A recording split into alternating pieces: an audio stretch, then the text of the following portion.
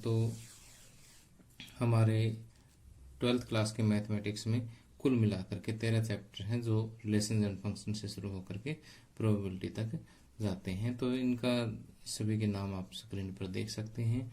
अब बात करते हैं बुक की कि हम कौन सी बुक में से जो है अपना सिलेबस करेंगे।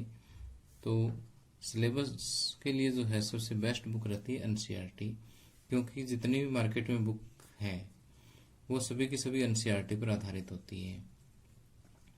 और यदि आपके पास कोई और बुक भी है तो भी आपको चिंता करने की ज़रूरत नहीं है, क्योंकि आप अगर मेरे वीडियो देख करके आप अपनी बुक में से भी सिलेबस करते हैं तो आपको बहुत सारा मटेरियल जो है आपको मेरा वीडियो वाला एज इट इज़ आपकी बुक में मिलेगा।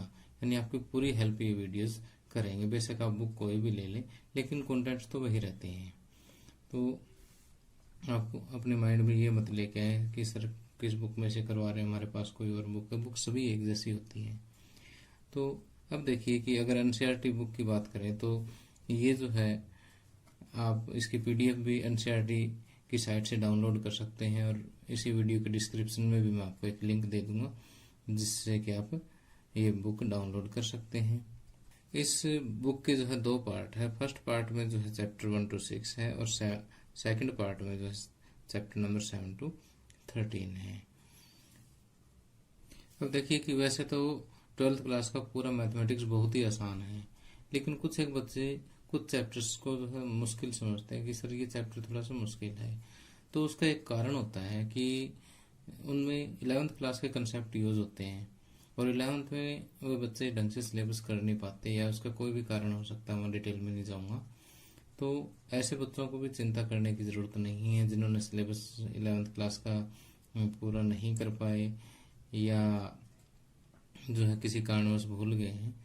क्योंकि जब मैं कोई भी आपको टॉपिक करवाऊंगा और उसमें अगर 11th क्लास का कोई भी पार्ट यूज होगा तो मैं पहले वही रिवाइज करवा दूंगा, उसके बाद जो है आपको 12th क्लास का करवाऊंगा। तो साथ के साथ आपको करवा दूंगा, आपको पता ही नहीं लगेगा। तो अब मैं आपको शुरू करवाने जा रहा हूँ फर्स्ट चैप्टर हमारा रिलेशंस एंड फंक्शंस। अब देखिए कि हमारे first chapter relations and function में हम सबसे पहले तो रिलेशंस की डिफरेंट टाइप्स पढ़ेंगे कि रिलेशन कितनी टाइप का होता है। मैं आपको यहाँ पर कई टाइप्स के रिलेशंस के बारे में बताऊंगा, जिसमें से मुख्य जो है आपको reflexive relation, symmetric relation, transitive relation and equivalence relation जो है इनकी स्टडी करनी है। तो पहले तो हम इनकी डेफिनेशंस पढ़ेंगे, इनको समझेंगे, और फिर उनको अच्छी तरह से जो है कंसेप्ट को पक्का करने के लिए हम कुछ एग्जाम्पल्स और क्वेश्चंस को सॉल्व करेंगे। उसके बाद जो है हम इसी तरह से फंक्शंस की मुख्य टाइप्स को पढ़ेंगे, और इस चैप्टर के लास्ट में जो है हम इनवर्स ऑफ ए फंक्शन और बाइनरी ऑपरेशंस की स्टडी करेंगे। तो वैसे तो जो नाम मैंने आपके सामने लिखे हैं, जिन टॉपिक्स के नाम आपको सामने दिखाई दे रहे हैं, वो आप सभी के लिए नए नाम हैं, लेकिन जो नाम है यहाँ पर ऊपर जो हमारे चैप्टर का नाम है रिलेशंस एंड फंक्शंस, ये इनसे आप जो है भली भांति परिचित हैं। 11th क्लास में जो है इस नाम का हम एक चैप्टर पढ़ भी चुके हैं, लेकिन फिर भी मैं आपको एक बार फिर से रिवाइज करवा देता हूँ कि रिलेशन क्या होता है। उसके बाद नेक्स्ट लेक्चर में हम फंक्शंस के बारे में पढ़ेंगे। तो आज का जो हमारा टॉपिक रहेगा वो रिलेशन और उसकी टाइप्स के बारे में रहेगा।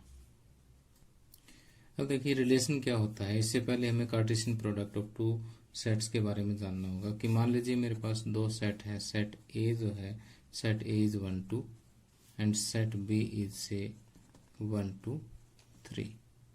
Then what is the Cartesian product of these 2 set? Cartesian product of A and B is denoted by A cross B, where A is 1 2, and let us draw a figure to understand this easily, and B is this.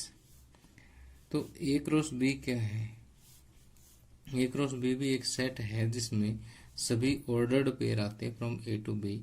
देखिए ordered pair को कैसे लिखते हैं, 1 से 1 का ordered pair जो है 1 1, इस तरह से 1 1 और इसको छोटे ब्रैकेट में, और इसी तरह से दूसरा ऑर्डर्ड पेयर लेते हैं 1 2 1 3, ओके। इसी तरह से 2 1, आगे बोलिए 2 2, एंड लास्ट वन इज 2 3। तो इस तरह से सभी ऑर्डर्ड पेयर का जो सेट है वो क्या कहलाता है, Cartesian product of two sets कहलाता है। अब देखिए कि यदि मेरे पास यहाँ पर मैं एक ही सेट की कार्टेशियन प्रोडक्ट लेना चाहता हूँ कि ए क्रॉस ए लेना चाहता हूँ, तो ए को मैंने 2 बार ड्रा करना पड़ेगा, ए टू ए, यहाँ पर 1 2, यहाँ पर भी 1 2। इसमें कौन कौन से पेयर्स आ जाएंगे, 1 1 1 2 2 1 एंड लास्ट इज 2 2, 2 कह सकते हैं आप इसको। तो ये है Cartesian product of two sets. अब बात हम करते हैं कि व्हाट इज द रिलेशन। हम रिलेशन डिफाइन करते हैं फॉर नॉन एम्प्टी सेट। अगर मैंने relation of A to B अगर मैंने डिफाइन किया है तो ए और बी दोनों क्या होने चाहिए, नॉन एम्प्टी होने चाहिए, तभी हम वहां पर रिलेशन डिफाइन कर पाएंगे। और अब देखिए कि रिलेशन वास्तव में क्या होता है, ये कार्टेशियन प्रोडक्ट का एक सबसेट होता है, कार्टेशियन प्रोडक्ट का ही एक सबसेट होता है।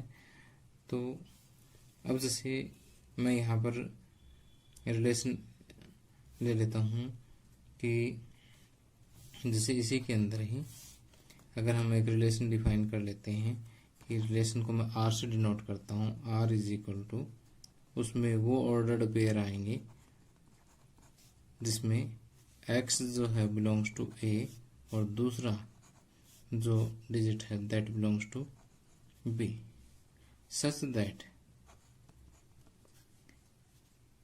x is equal to y. देखो मैंने ये कंडीशन लगा दी इसके ऊपर एक रिलेशन डिफाइन करने के लिए कि इस रिलेशन के अंदर वो सारे पेयर आएंगे जिसमें पहला जो मेंबर है वो सेट ए से बिलोंग करेगा और दूसरा जो है वो सेट बी से बिलोंग करेगा। और साथ में कंडीशन ये भी दे दी कि जो है फर्स्ट जो है वो सेकंड के बराबर हो। तो इसमें देखिए कि यहाँ से अगर मैं रिलेशन लूँ तो क्या आएगा, ये कि ये दोनों इक्वल होने चाहिए 1 1, और इसी तरह से और क्या आएगा 2 2। ठीक, तो ये देखिए इसका एक सबसेट है। ओके, तो इस तरह से आप कोई भी कंडीशन लगा सकते हैं कि यहाँ पर x is equal to y की बजाय x is less than y अगर आप लगा देते हैं तो क्या आ जाएगा, x is less than y के अंदर एक तो ये वाला पेयर आ जाएगा, दूसरा ये वाला पेयर आ जाएगा और तीसरा ये वाला पेयर आ जाएगा। ठीक, तो इस तरह से जो है हम एक रिलेशन को डिफाइन कर सकते हैं। तो यहाँ से आप समझ गए होंगे कि रिलेशन क्या होता है, कार्टेशियन प्रोडक्ट का ही एक सबसेट होता है। अब देखिए मैं अपनी बात को एक बार फिर से रिपीट करता हूँ कि मैंने आपको क्या बताया कि रिलेशन